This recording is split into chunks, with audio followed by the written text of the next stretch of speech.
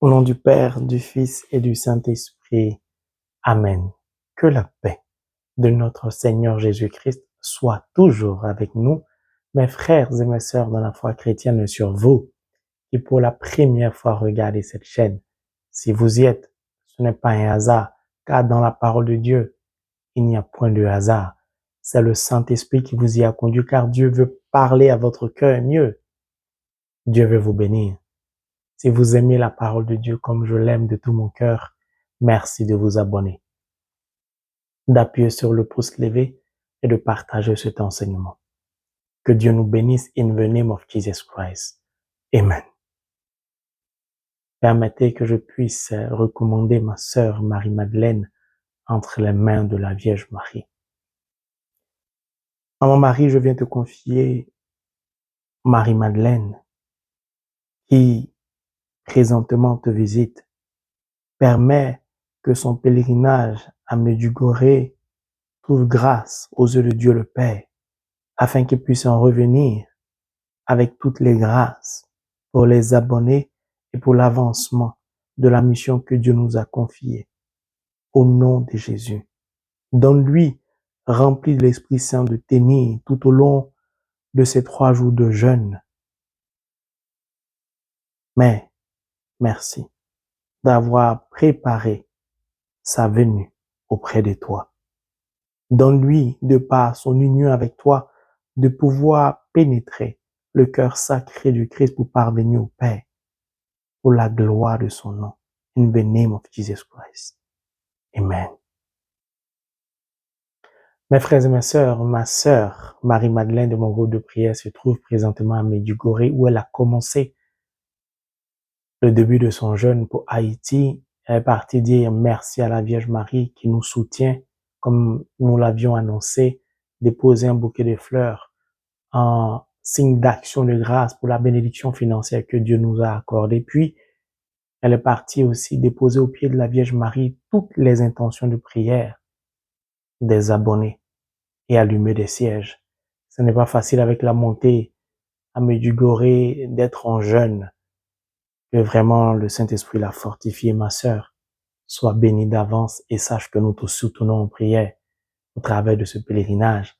Que les anges t'accompagnent afin que tu puisses rentrer chez toi en Allemagne, saine et sauve, in the name of Jesus Christ. Amen. Nous poursuivons l'enseignement du livre des Actes des Apôtres en son chapitre 10.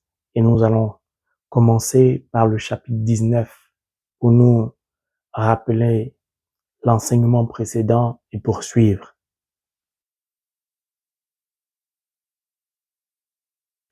Pierre était toujours préoccupé de sa vision, mais l'Esprit lui dit, « Voici 2 hommes qui te cherchent. Descends donc tout de suite et prends la route avec eux sans te faire aucun scrupule, car c'est moi qui les envoie. » Pierre descendit rejoindre ces gens. « Mais voici, leur dit-il, je suis celui que vous cherchez. Quelle est la raison de votre visite? » Ils répondirent, « C'est le centurion Corneille, un homme juste qui craint Dieu et dont la réputation est bonne parmi la population juive tout entière. Un ange saint lui a révélé qu'il devait te faire venir dans sa maison pour t'écouter exposer des événements. »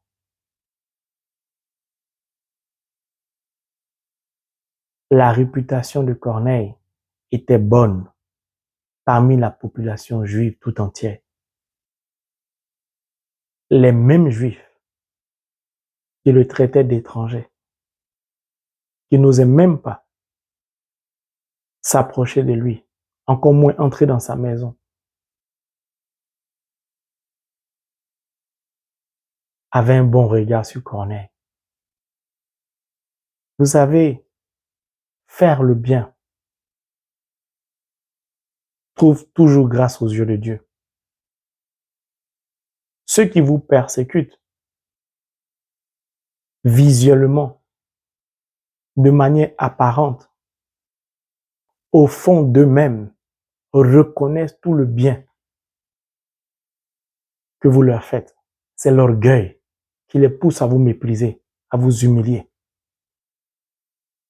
C'est pourquoi je vous invite à continuer à faire le bien. Saint Paul le dit, soyez vainqueurs du mal par le bien. Dieu seul saura vous le rendre au centuple.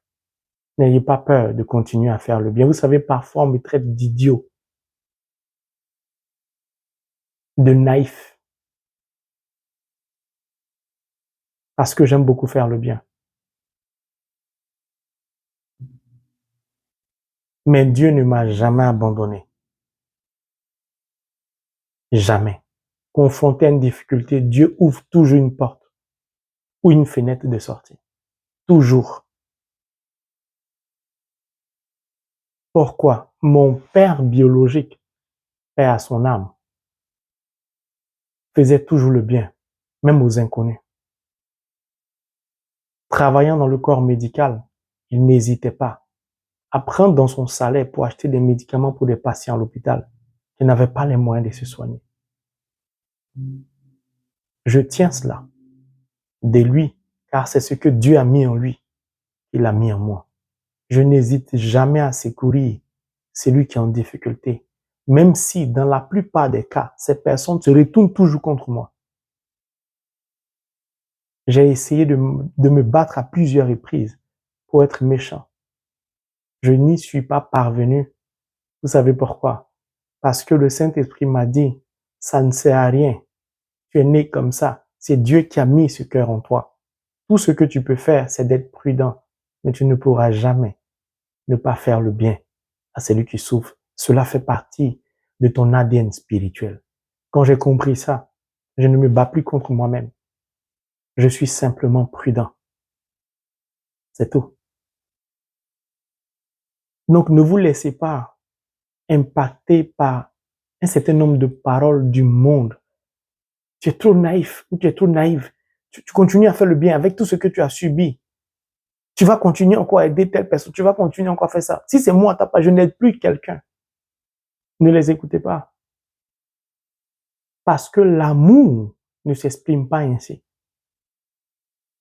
Notre Père, Abba, Dieu est amour. S'il devait regarder le nombre de péchés que nous commettons, combien de fois on lui a manqué de respect, combien de fois on s'est éloigné de lui, pour certains qui ont baigné dans l'idolâtrie. Mais Dieu, pour autant, ne leur a pas enlevé le souffle de vie. Priez. Demandez à Dieu de vous donner la force de continuer à avancer en faisant le bien. Et vous verrez de par vous-même que votre mémorial sera toujours dressé devant la face de l'Éternel Dieu. Et au moment opportun, comme pour Corneille, vous allez baigner dans une gloire de l'Éternel Dieu à l'infini.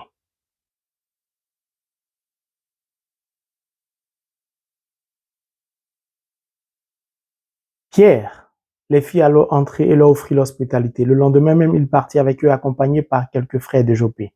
Et le surlendemain, il arriva à Césarée. Corneille, de son côté, qui les attendait, avait convoqué sa parenté et ses amis intimes. Bon, j'ai déjà parlé des 3 jours, 3 heures, ainsi de suite. L'ange de Dieu n'a pas demandé à Corneille au travers de la vision d'inviter sa parenté, ses amis, ses connaissances, tout ce beau monde. L'ange ne lui a pas dit ça.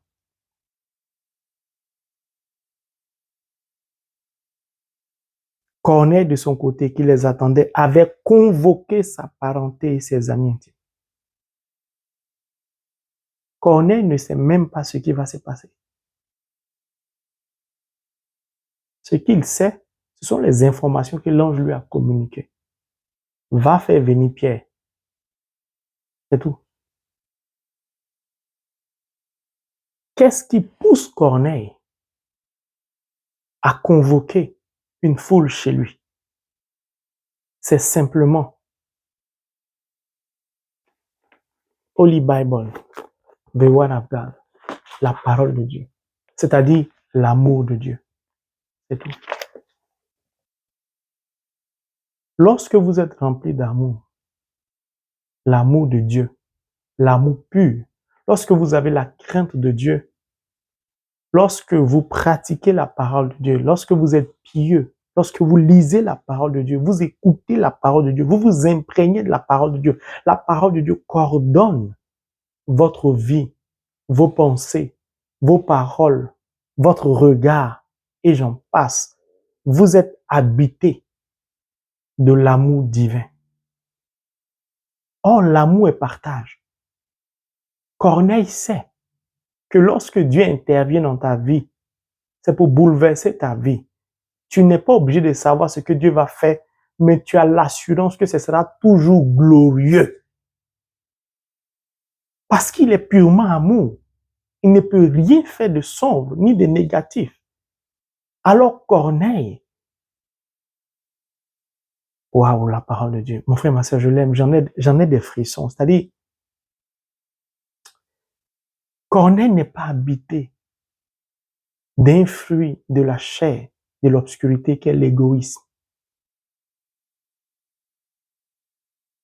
Corneille manifeste, sans savoir ce qui va se passer, un fruit de l'Esprit Saint, c'est-à-dire de l'amour, de la parole de Dieu, qui est le partage. Ceux que Corneille invite savent même pas pourquoi Corneille les invite, mais ils savent que si ça vient de Corneille, c'est certainement bon, puisqu'il a bonne réputation chez les Juifs. À plus forte raison, chez les étrangers qui subissent le même sort que lui. Ce verset en dit long sur la pauvreté extrême qui frappe bon nombre de chrétiens. Ce verset est une réponse pour éradiquer le chômage, par exemple, au cœur des chrétiens. Le célibat, la pauvreté, la faim et j'en passe. Pourquoi? Au travers de ce verset, Dieu essaie de nous dire clairement, tu es chrétien.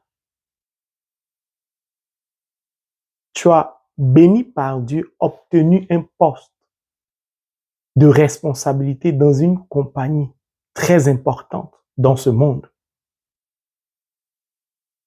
Puis, dans l'exercice de tes fonctions, tu réalises qu'il y a des postes à pourvoir. Qu'est-ce qui t'empêche de contacter des chrétiens que tu connais pour leur demander, en fonction de leur formation, de postuler dans la même compagnie que toi? Qu'est-ce qui t'empêche d'aider les chrétiens que tu connais à obtenir de tels rangs dans la compagnie? Qu'est-ce qui t'empêche?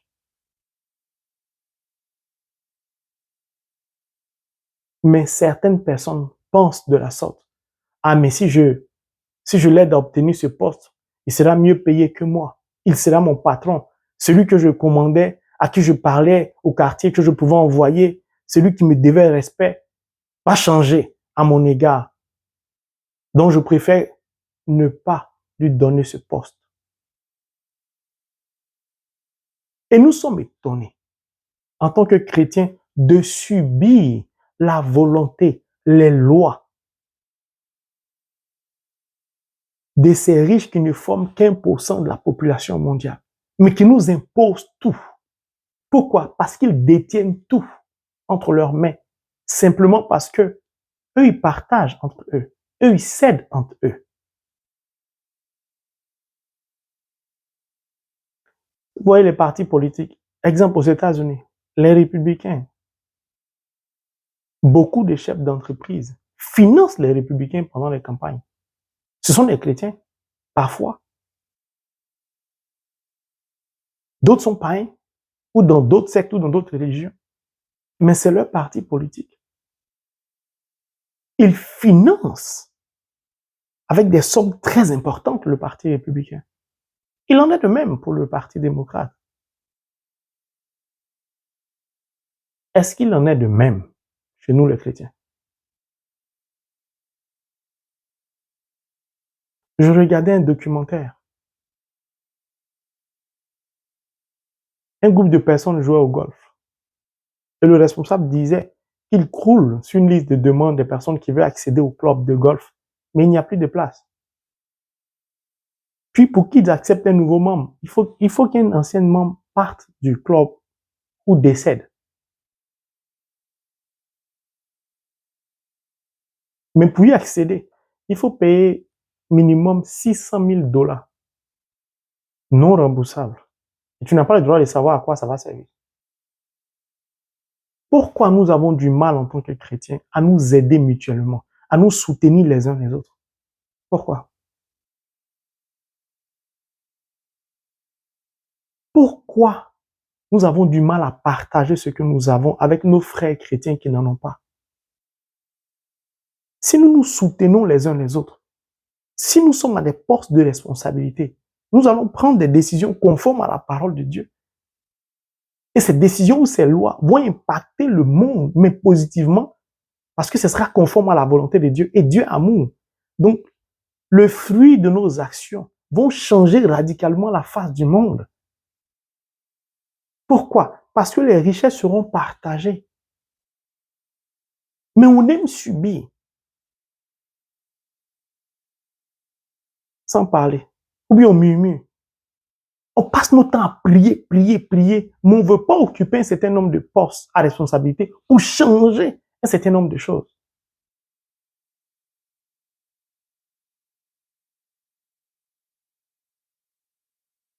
Vous savez, parfois j'ai mal, parfois je souffre. Parfois je souffre. Vous allez voir des chrétiens s'endetter auprès des banques à des taux d'intérêt faramineux. Alors que, au cœur de la famille chrétienne, il y a des personnes qui peuvent les aider sous forme de prêts sans intérêt. Quand on est rempli de la parole de Dieu, on ne cherche pas à tromper l'autre, à le duper.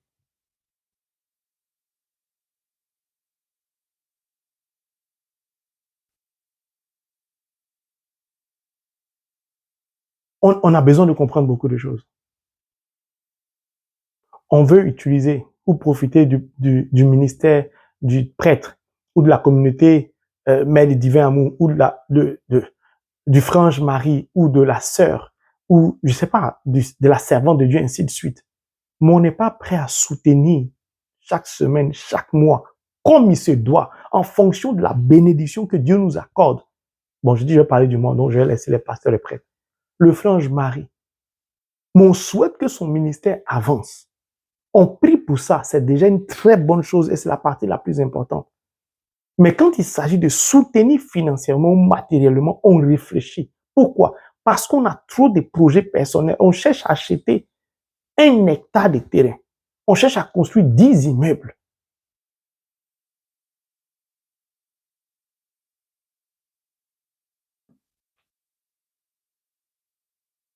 Si vous soutenez l'œuvre de Dieu, qui n'appartient pas à un être humain, si vous soutenez votre église, la paroisse que vous fréquentez, si vous soutenez, je ne sais pas, il y a plein de communautés, des gens sérieux qui servent Dieu avec amour, cœur. Si vous les soutenez, c'est Dieu que vous soutenez. Maintenant, de vous à moi, un homme peut-il soutenir l'œuvre de Dieu? Dieu a-t-il besoin d'un homme pour que son œuvre avance? Ce sont des secrets bibliques. Dieu veut simplement voir le cœur des fidèles qui écoutent la parole d'une servante ou d'un serviteur de Dieu. Qu'est-ce que la parole fait dans leur cœur? Est-ce que la parole impacte leur vie? Si oui, Dieu observe pour voir comment ils réagissent.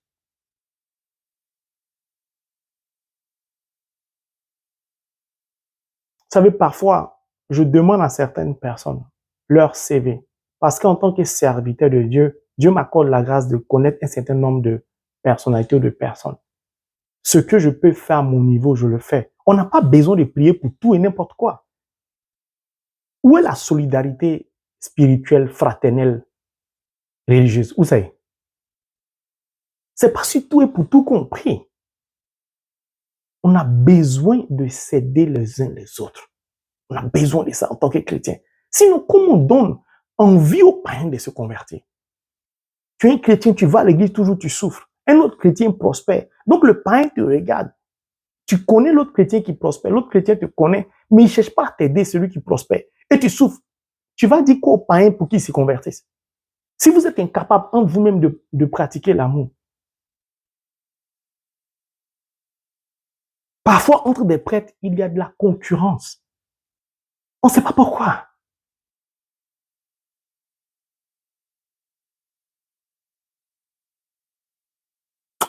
Alors, vous savez, quand vous aimez la parole de Dieu, quand vous vivez la parole de Dieu, quand vous imprégnez de la parole de Dieu, chaque mot résonne différemment en vous. Chaque verset, mon frère, ouvre ton cœur à la parole de Dieu. Corneille, de son côté, qui les attendait, avait convoqué sa parenté, ses amis intimes. Vous avez vu la sœur Marie-Madeleine? Elle part en pèlerinage à Medjugorje sur ses fonds personnels, mais au nom du ministère. Pourquoi? Parce que nous n'avons pas suffisamment de moyens pour supporter son voyage. Mais comme elle travaille dans le ministère, elle y met ses fonds propres. C'est ça appartenir à une communauté. C'est ça la famille spirituelle.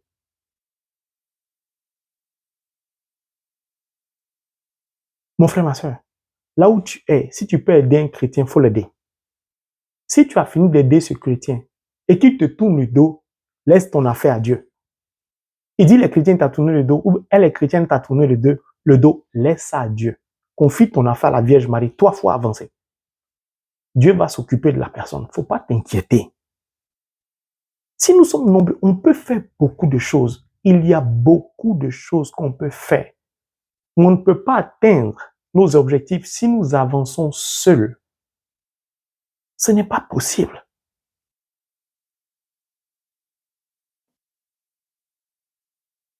Nous continuons. Au moment où Pierre arriva, Corneille vint à sa rencontre et il tomba à ses pieds pour lui rendre hommage. Pourquoi Corneille se met à genoux? Pourquoi il veut rendre hommage à Pierre? Parce que Corneille sait que pour que Pierre entre chez lui, il a bravé un interdit religieux juif. Corneille tombe d'admiration devant Pierre. Il témoigne ainsi de son amour, de son respect à l'égard de Pierre, qui n'a pas hésité, sur demande de l'Esprit Saint, à franchir l'interdit de sa propre religion juive.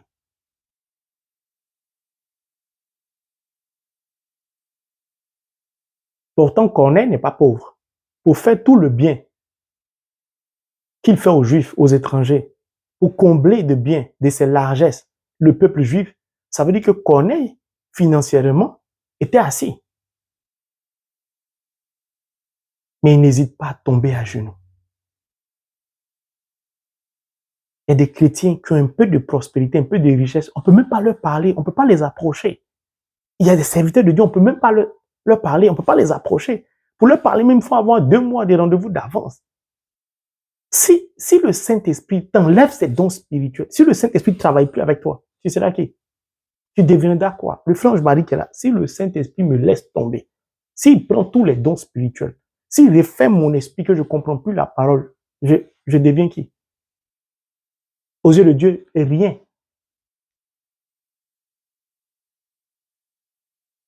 Il tombe à ses pieds pour lui rendre hommage. C'est pourquoi tous ceux qui me contactent, même s'ils ont 20 ans, 30 ans, je leur dis, même grand frère, même, je sais que c'est le respect, laissez ça. Appelez-moi frère Ange Marie. Jésus seul est notre grand frère. Notre grand frère. Notre grand frère a plus de 2000 ans. Il pouvait dire, appelez-moi papa, daddy. Oui, je ne sais pas. Mais Jésus même ne dit pas ça. Il dit, quand vous priez, dites père. Jésus ne nous a jamais dit de l'appeler père.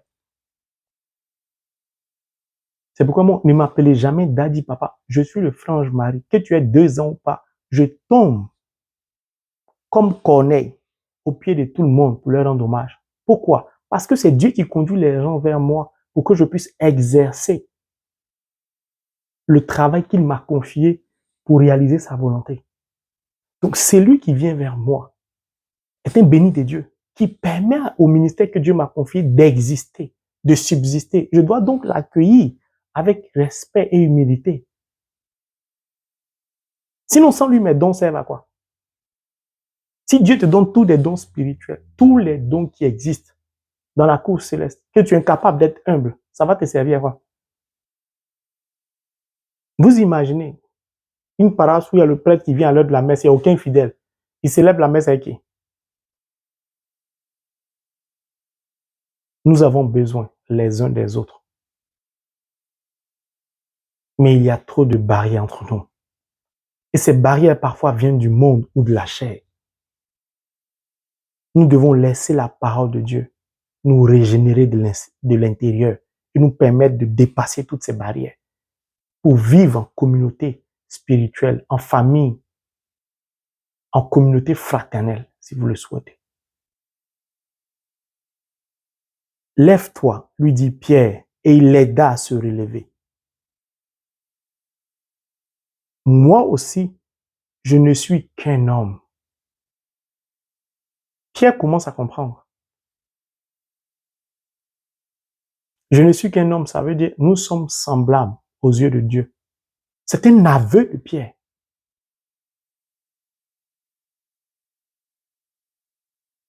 Que tu sois d'une confession religieuse différente de la religion catholique, tu es quand même mon frère chrétien ou tu es quand même ma sœur.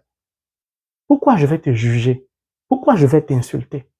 Pourquoi je vais refuser de t'aider?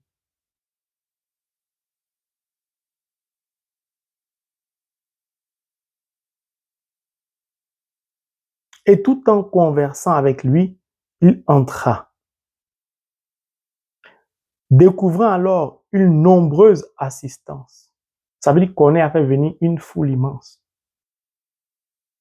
pour partager ce que Dieu voulait lui donner, lui accorder comme grâce, bénédiction, qu'il n'avait pas encore reçu, mais il pensait déjà à partager sa grâce avec d'autres personnes.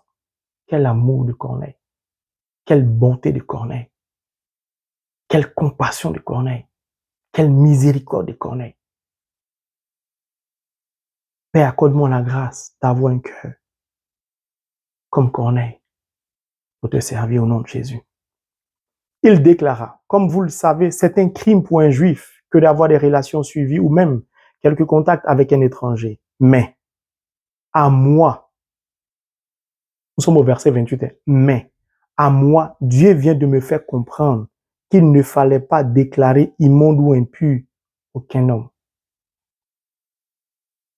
Pour que Pierre comprenne le songe, la vision qu'il a eue dans son extase, il aurait fallu que Pierre se mette en mouvement pour comprendre. Mon frère, ma sœur, parfois la vie spirituelle prend le temps de vivre la parole de Dieu et tu la comprendras en la vivant. Beaucoup de chrétiens veulent comprendre leur songe tout de suite ou une vision. Ce que Dieu te montre là, ce n'est pas pour que forcément tu comprennes tout de suite.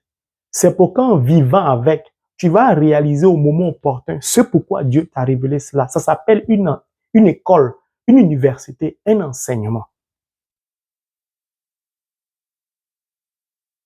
Parfois, Dieu te laisse lire la parole sans la comprendre. Pourquoi? Parce qu'au lieu de te l'expliquer, il veut te faire vivre ça pour que ça reste gravé dans ton cœur à jamais. C'est pourquoi je dis toujours à certaines personnes, au lieu de demander à Dieu matin, midi, soir, où tu m'attends, quelle est ma mission, fais ce que tu penses être bon. Fais ce que tu penses être conforme à la parole de Dieu. Et tu verras que Dieu viendra t'éclairer. Si c'est le bon chemin ou pas. Si ce n'est pas le bon chemin, lui-même te dira, voici là où je t'attendais. Mais on est comme Pierre parfois, impatient, on veut tout savoir, tout connaître, on veut raisonner, on veut On veut que Dieu nous dise tout d'avance. Il n'y a pas de spiritualité comme ça. Ça n'existe pas. Peut-être que je n'ai pas lu la Bible ou je ne comprends pas la Bible. Mais quand je parcours la Bible, les figures emblématiques de la Bible, prenez le père de la foi. Dieu l'a appelé. Abraham ne savait même pas où il partait, comment il allait finir. Il a répondu à l'appel de Dieu.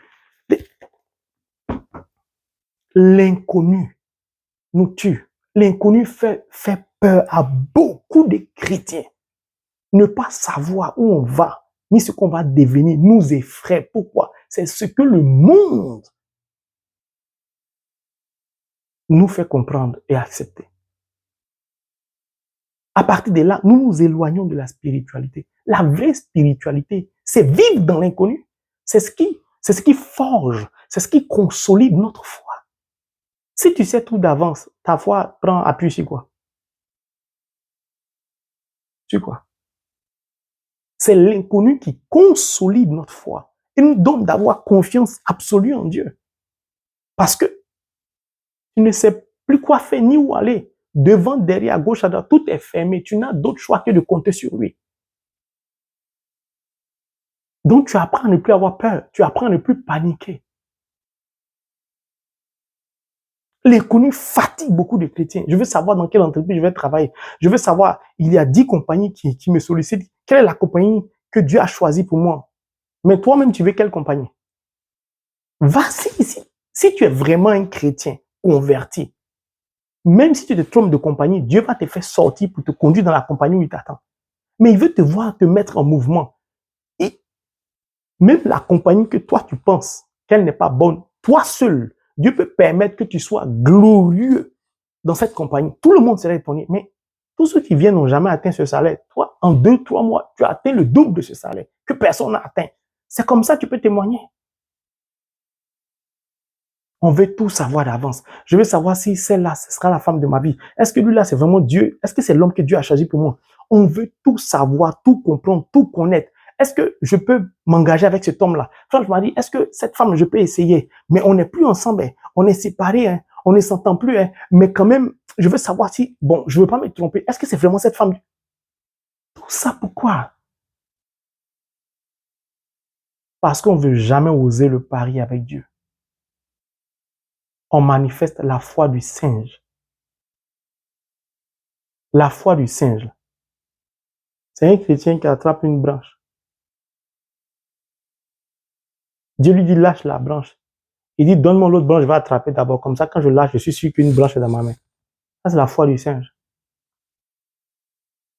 Je sois avec cet homme marié. C'est lui qui fait tout pour moi. Seigneur, tu dis de le laisser, que tu as prévu quelqu'un pour moi. Seigneur, donne-moi d'abord mon homme. S'il vient, que je l'ai vu là, je laisse cet homme marié. C'est la foi du singe. Ce n'est pas une foi, ça. Tu es sûr de Dieu. Ce qu'il te demande de faire, tu laisses. Ce que tu faisais avant et tu fais ce que Dieu te demande. L'enseignement précédent, j'ai dit quoi? Dieu dit à Pierre, toi, ce que moi j'ai déclaré, puis toi, comme ça, tu peux déclarer ça impur. Ça veut dire quoi? Moi, je te dis, prends telle âme sœur. Toi, tu vas me dire que cette femme-là, elle a déjà des enfants. Tu vas me dire, cet homme a été déjà marié à la mairie. Tu vas dire, cet homme-là, il n'a pas un bon revenu. Tu vas dire que cette femme-là, elle ne travaille pas. Tu vas dire, cette femme-là, elle vend des tomates au marché. Je vais faire quoi avec elle? Dieu te dit, prends cette personne. Et puis tu dis, moi, je ne peux pas sortir ce genre de personne. Non. Elle est trop courte, elle est trop grosse, elle est trop comme ci, elle est trop comme ça. Tu as refusé pour Dieu, non? Ça veut dire que tu as la capacité de trouver ce qui est bon. Dieu, quand tu pries, bouge ses oreilles. Jusqu'à ce que tu comprennes que c'est lui qui est ton créateur et non l'inverse. Dis-lui, ce chapitre me plaît beaucoup. Parce qu'il tourne autour de la miséricorde et nous avons besoin de miséricorde. Mais à moi, Dieu vient de me faire comprendre qu'il ne fallait pas déclarer immonde ou impur aucun homme. C'est maintenant Pierre vient de comprendre. Il lui a fallu combien de jours pour comprendre? 3 jours.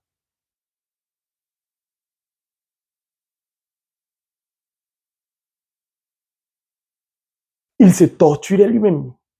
Il voulait s'expliquer forcément. Il ne comprenait pas. Dieu n'est jamais pressé.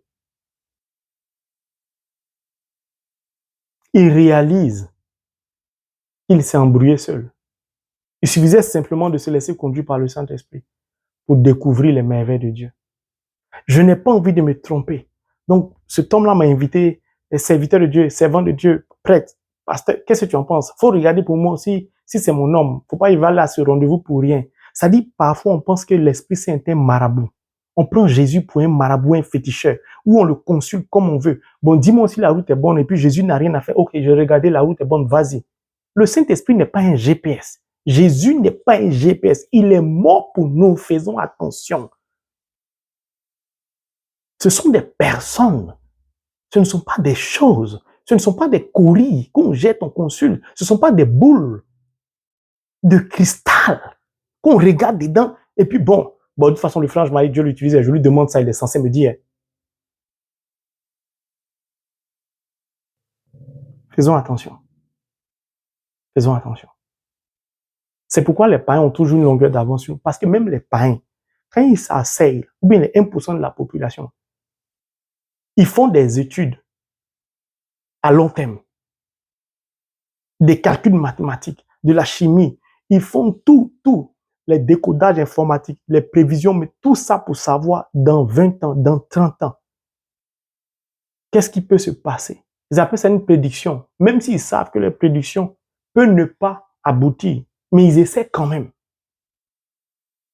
Et aujourd'hui, ils sont tous unanimes que la richesse de demain se trouve en Afrique. Donc l'Afrique devient le nouveau champ de bataille. Pourquoi? Parce que chacun veut s'en sortir. Ils ont le droit de penser ça. Mais nous sommes chrétiens. On a le Saint-Esprit. La Bible dit quoi dans le livre de la Genèse? La terre était sans forme et l'Esprit Saint se mouvait à la surface des eaux. Qui est capable de nous dire ce qui va arriver dans 30 ans? C'est le Saint-Esprit. Qui est capable de nous dire si tel président va quitter, si tel président va tomber, s'il va mourir au pouvoir? C'est le Saint-Esprit. Pourquoi en tant que chrétiens, nous sommes incapables de connaître ces réalités spirituelles? Simplement parce qu'on prend Dieu pour un marabout. On ne cherche pas à connaître l'élévation spirituelle. On ne cherche pas à vivre de la parole et par la parole pour que nous ayons accès à tous ces codes secrets. Mais on veut directement avoir accès à ces codes secrets sans la base, sans la parole. Tu fais des études en informatique, tu n'as jamais vu un ordinateur, tu n'as jamais touché un ordinateur. Tu vas déchiffrer quel code informatique? Non, soyons sérieux.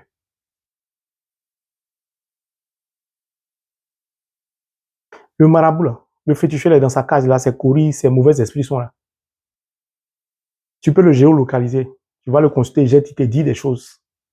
Voilà. Mais Jésus ne cherche pas à te dire des choses. Il cherche à avoir une relation avec toi. Ce que Dieu cherche, c'est d'avoir une relation avec nous. Pourquoi? Nous sommes déjà des êtres spirituels. Dieu est spirituel. Vous voulez qu'on soit quoi? Ou on soit qui? Nous sommes des êtres d'amour. Nous sommes le fruit, la résultante de l'amour. Vous avez déjà vu un manguier donner comme fruit des oranges ou bien de l'avocat? Nous sommes des fruits de l'arbre qui est de l'amour. Nous ne sommes qu'amour. Comment se fait-il que sur le même arbre qui est amour, d'autres sont mangue, d'autres sont orange, d'autres sont avocats, d'autres sont ananas? Pourquoi? Pourtant, nous nous nourrissons de la même sève.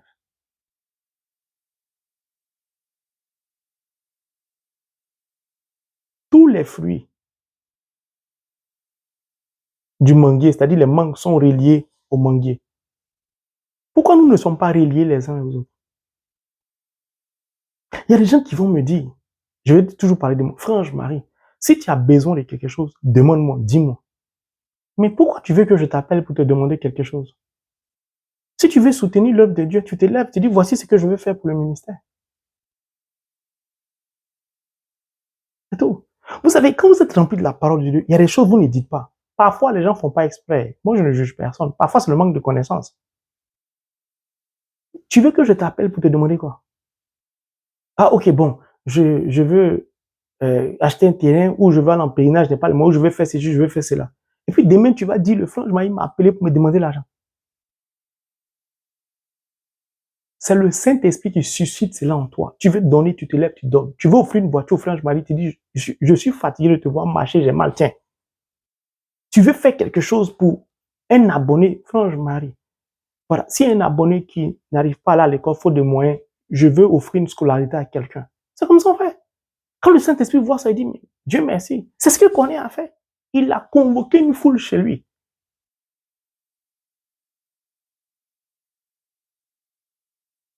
Oh, j'aime la parole de Dieu. Quand l'heure avance comme ça me fait mal. Bon, mon frère, ma soeur, je ne veux pas dépasser. Je vais lire encore une dernière fois. Mais à moi, Dieu vient de me faire comprendre qu'il ne fallait pas déclarer immonde ou impur aucun homme. Mon frère, ma soeur, que le Saint-Esprit te donne de pouvoir connaître les réalités du surnaturel pour que de par ta vie, Dieu soit glorifié. Au nom de Jésus. Amen.